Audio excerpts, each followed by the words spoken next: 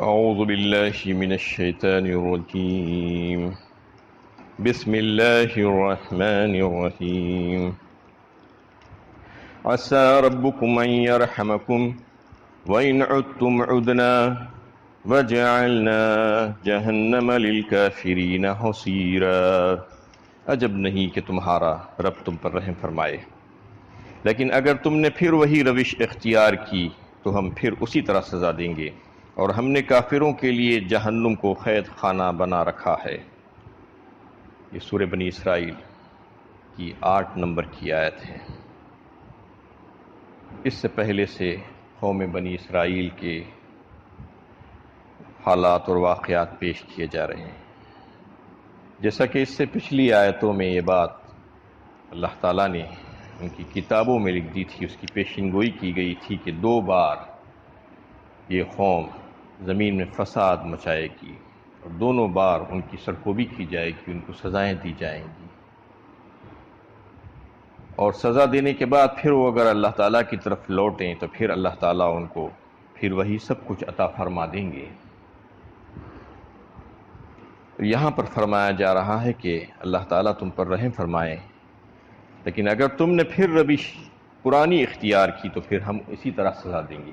یہ آیت کے مخاطب اس وقت کے قوم بنی اسرائیل یعنی یہودی جو عہد نبوی صلی اللہ علیہ وسلم میں موجود تھے مدینہ طیبہ میں. مدینہ طیبہ کے گرد و پیش میں یہودیوں کے کچھ قبیلے آباد تھے، قبیلے بنو نذیر، بنو خنیقہ، بنو قریظہ، اور خیبر میں کچھ یہودی آباد تھے اس وقت. تو اس میں یہ بتایا جا رہا ہے کہ پہلے 2 بار تم نے ایسا ہی کیا، یعنی تمہاری قوم بنی اسرائیل پہلے جو ہے موسوی شریعت کی مخالفت کی تو ہم نے تم کو سزا دی، پھر دوسری بار تم نے عیسوی شریعت کی مخالفت کی تو پھر ہم نے تم کو سزا دی. اب یہ تیسری شریعت ہے، شریعت محمدیہ، اور اس کا سلسلہ یہ دور قیامت تک چلنے والا ہے، یہ ختم ہونے والا نہیں ہے. اور اگر تم پھر وہی روش اختیار کرو گے تو پھر ہم ویسا ہی طریقہ اپنائیں گے جیسا کہ اس سے پہلے تمہاری قوم تمہارے آباء و اجداد کے ساتھ ہو چکا ہے. اور یہ ان تمام لوگوں کے لیے ہے جو شریعت محمدیہ کی مخالفت کریں گے، چاہے وہ کوئی کیوں نہ ہو، کسی مذہب سے تعلق رکھتے ہو. کیونکہ اس قوم نے بنی اسرائیل کا جو معاملہ ہوا تھا کہ پہلے اس سے پہلے کی آیت میں یہ بات چل رہی تھی کہ دوسری بار انہوں نے پھر سے سرکشی کی.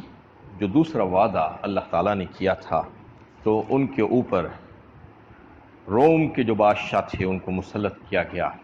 ٹیٹس رومی نامی بادشاہ بیت المقدس نے ہر طرف سے اس نے حملہ کیا، زبردست حملہ، جو بحری اور بری راستوں سے، اور ان کی اینٹ سے اینٹ بجا دی، ان کی مسجد میں گھس گیا اور ہیکل سلیمانی کو تباہ و برباد کر دیا. بے شمار لوگوں کو موت کے گھاٹ اتارا اور ان کو قید کیا جو بچے کچے لوگ تھے، اور وہ سارا مال، سونا اور چاندی اور جواہرات وہ سب کچھ اپنے ساتھ لے گیا لوٹ کر، اور اس کو لے جا کر اپنے ملک میں رکھ لیا.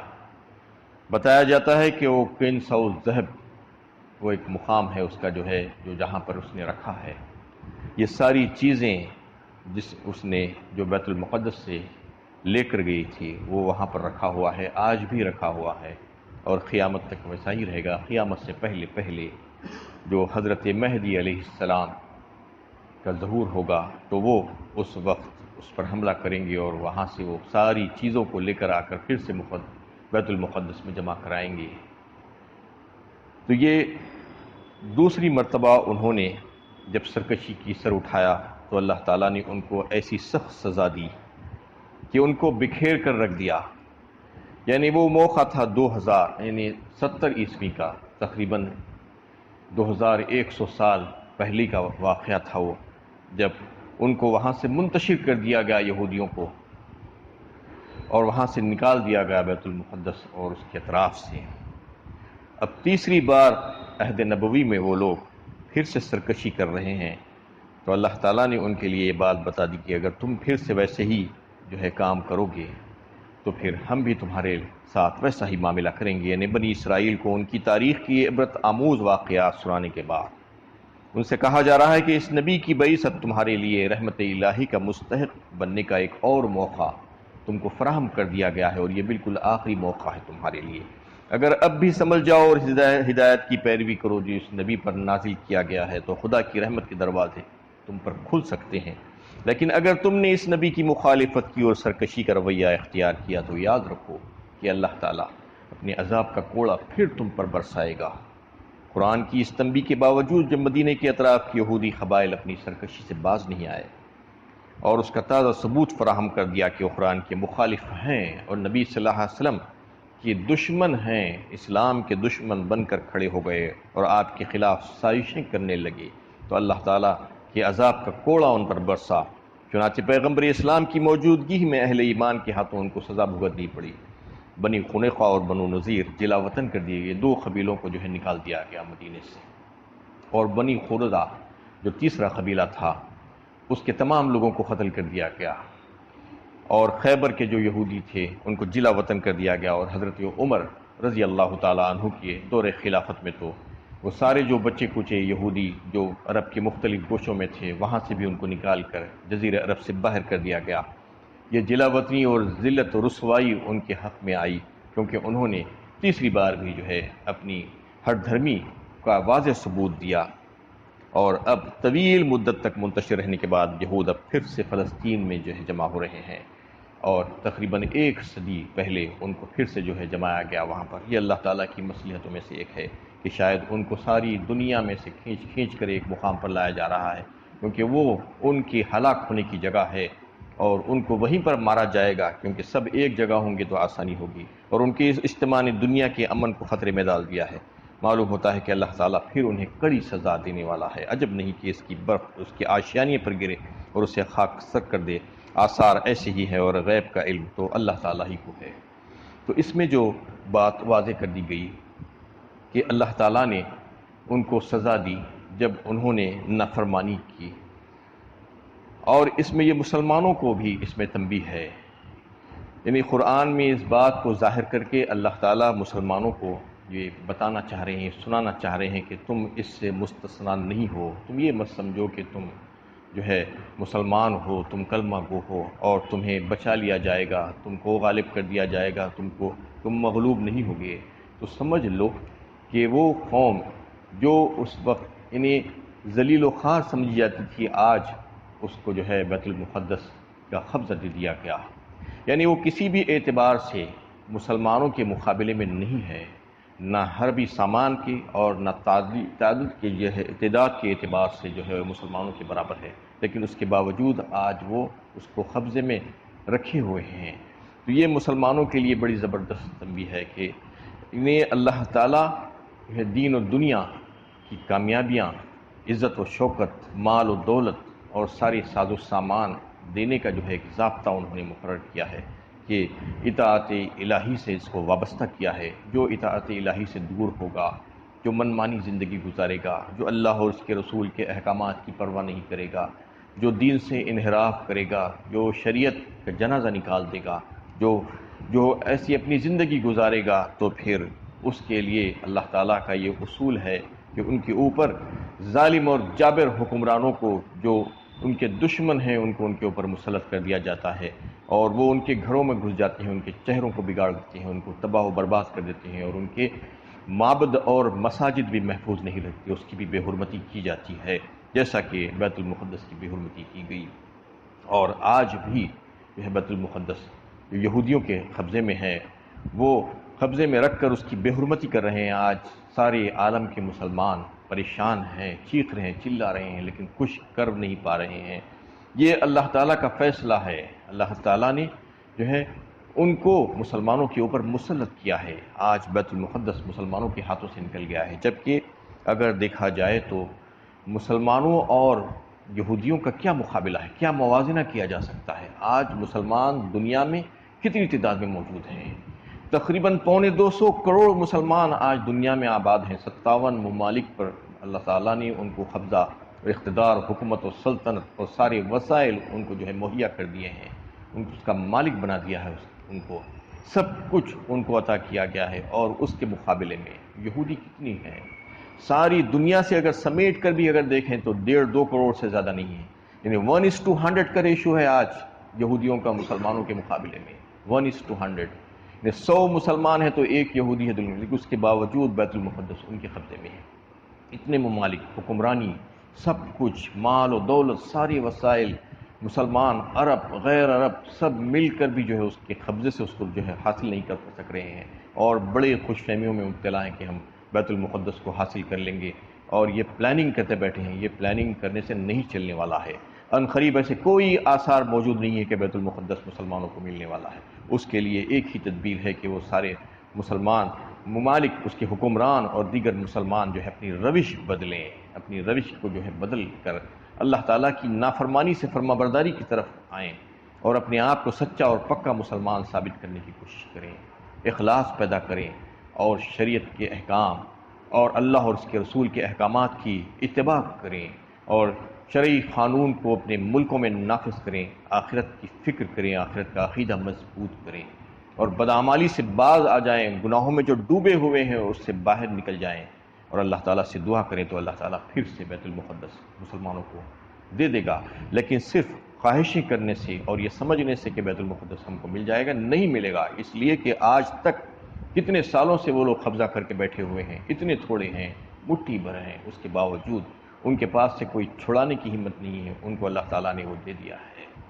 آج مسلمانوں کے لیے، قیامت تک کے لیے جو ہے مسلمانوں کے لیے اس میں جو ہے حکم ہے، یہ حکم عام ہے اس آیت میں کہ مسلمان اپنی اصلاح کریں۔ آج مسلمان جو ہے من مانی زندگی گزار رہا ہے، شریعت سے بے پرواہ ہو کر زندگی گزار رہا ہے، دین سے انحراف کر لیا ہے، اور جو چاہے وہ کرتا ہے، اس کی من مانی جو ہے زندگی گزارتا ہے۔ تو اس میں بتا دیا گیا کہ اگر تم اس قسم کی حرکتیں کرو گے تو اللہ تعالیٰ کو بھی تمہاری پرواہ نہیں، تمہارے اوپر ایسے ظالموں کو مسلط کر دیا جائے گا جو تمہارے گھروں میں گھس جائیں گے، تمہارے چہروں کو بگاڑ دیں گے، تمہیں تباہ و تاراج کر دیں گے، تمہیں ہلاک و برباد کر دیں گے، جیسا کہ پچھلے واقعات جو ہے سنائے جا رہے ہیں قوم بنی اسرائیل کے کہ کس طریقے سے اللہ تعالیٰ نے ان کو تباہ و برباد کیا تھا۔ اب اندازہ کیجئے کہ قوم بنی اسرائیل کون سی قوم تھی؟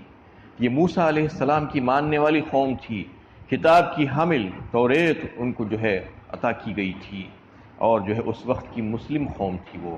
لیکن ان کا کیا حشر ہوا جب انہوں نے نافرمانی کی، دین سے انحراف کیا، گناہوں میں ڈوب گئے، بدعمالیاں جو ہے کرتے گئے، اور من مانی زندگی گزارتی گئے، نبیوں کی تکذیب کی، نبیوں کو قتل کیا، ان کی بات نہیں سنی، شریعت کی بات نہیں مانی، تو اللہ تعالیٰ نے ان کے اوپر ظالموں کو مسلط کیا، اور وہ ان کے گھروں میں، ان کے مسجدوں میں بیت المقدس جو اللہ تعالیٰ کے نزدیک انتہائی عظیم القدر مسجد ہے، عظیم الشان مسجد، 3 مسجدوں میں سے ایک مسجد جو بڑی قدر والی مسجدیں ہیں، بیت حرام جو مکے کی مسجد ہے، مسجد حرام، اور مسجد نبوی شریف، اس کے بعد بیت المقدس، یہ تیسری مسجد، اس کو اللہ تعالیٰ نے ان کے حوالے کر دیا۔ یہ اللہ تعالیٰ کی مرضی اور ان کی اجازت کے بغیر ہوا ہے، ایسا ہو ہی نہیں سکتا۔ اللہ تعالیٰ کی اجازت کے بغیر تو ایک پتہ نہیں ہل سکتا۔ وہ ساری چیزیں، وہ انتہائی مقدس مسجد ان کو مل گئی، اور اس کی بے حرمتی کرتے جا رہے ہیں، کیے جا رہے ہیں، اور مسلمان دیکھتے جا رہے ہیں۔ آج مسلمانوں کی بدعمالی ہے۔ یہ وہی مسلمان تھے، وہی قوم تھی جو موسیٰ علیہ السلام کے ساتھ آئی تھی۔ اللہ تعالیٰ نے ان کے اوپر احسانات کیے، ہزاروں نعمتیں ان کو دی گئی تھی، ان کو سب کچھ دے دیا گیا تھا، ان کو دنیا میں ممتاز کیا گیا، لیکن انہوں نے اس کو نبھایا نہیں۔ ان کو جو امامت اور پیشوائی دی گئی تھی اس کا لحاظ انہوں نے نہیں کیا، تو پھر اللہ تعالیٰ نے ان کو سزا دی، وہاں سے نکلوایا، ذلیل و خوار کیا۔ یہ اس قوم کو تو سمجھ لینا چاہیے کہ جب اس قوم کو اللہ تعالیٰ نے تباہ و برباد کیا، اور اس مسجد اور بیت المقدس کو جو انتہائی مقدس ترین جگہ ہے اس کو بھی ظالموں کو دے دیا گیا، ان کے قبضے میں چلے گیا، تو مسلمان کو کون سے سرخاب کے پر لگے ہیں؟ آج مسلمان کس خوش فہمی میں مبتلا ہے؟ یہ کیا سمجھ رہا ہے کہ میں من مانی کروں گا اور مجھے جو ہے مغلوب نہیں کیا جائے گا، میں غالب ہی رہوں گا، مجھے فتح ملے گی، اور میرے ساتھ اللہ کی مدد آئے گی۔ اللہ کی مدد نہیں آ سکتی ایسے لوگوں کے ساتھ۔ بتایا جا رہا ہے، یہ آیتوں میں تنبیہ ہے، یہ آیتیں پکار کر کہہ رہی ہیں کہ دیکھو، سمجھ جاؤ، اپنی اصلاح کرو، ابھی وقت ہے۔ یہ قومیں جو اس سے پہلے تباہ ہو چکی ہیں، جس کا تذکرہ کیا جا رہا ہے قوم بنی اسرائیل کا، کہ یہ قوموں نے نافرمانی کی اللہ تعالیٰ کی، تو اللہ تعالیٰ نے ان سے وہ سب کچھ چھین لیا اور ان کی مسجدوں میں دشمنوں کو گھسا دیا گیا۔ آج مسلمان رو رہے ہیں، پکار رہے ہیں۔